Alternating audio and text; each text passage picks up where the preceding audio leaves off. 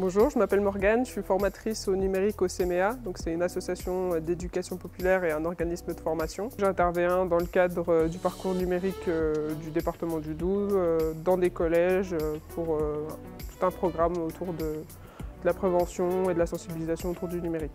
Alors les 5e d'études, on a construit le programme avec les enseignants pour correspondre aux objectifs qu'il y a dans leur programme scolaire. Et du coup, cette année, on a décidé de travailler pendant 2 séances autour de la question de l'identité numérique, de la vie sociale en ligne, des réseaux sociaux, avec une 2e séance qui était plus axée sur la question du cyberharcèlement, parce que c'est des préoccupations qui sont assez actuelles et c'était une demande de l'établissement. Il y a un certain déni, je trouve, en amont de cette question-là, avec un côté où c'est se rendre compte que c'est un problème qui existe déjà. Bonjour, je m'appelle Jade. Je m'appelle Robin. Moi, je m'appelle Nolan. Moi, je m'appelle Milan. Je m'appelle Noah. Bonjour, je m'appelle Yasmine. Et ben moi, je m'appelle Adrien.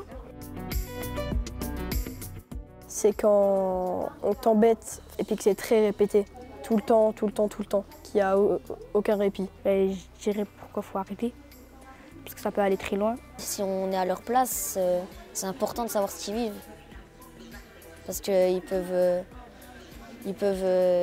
rapidement être très mal et du coup, il faut qu'on soit là pour les aider. C'est pas bien du coup et qu'il faut en parler à des adultes plutôt pour que tout le monde soit au courant et puis essayer d'arranger les choses. Je m'appelle Marine, je suis actuellement stagiaire au CMEA pour une durée d'1 mois et demi. On a proposé des cercles où on a discuté de contextes qui étaient donc des témoignages d'élèves qui ont été harcelés pour vraiment les engager dans la discussion, leur rapport à Internet. Puis ensuite, on a essayé justement de leur apporter un esprit critique.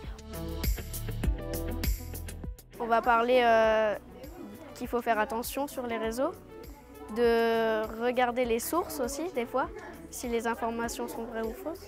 Lors de ma première séance, on avait parlé des réseaux sociaux. On a regardé notre temps d'écran. Qu'il fallait pas non plus passer tout notre temps sur notre téléphone parce que c'était mal pour nos yeux, etc. Pour notre capacité à apprendre.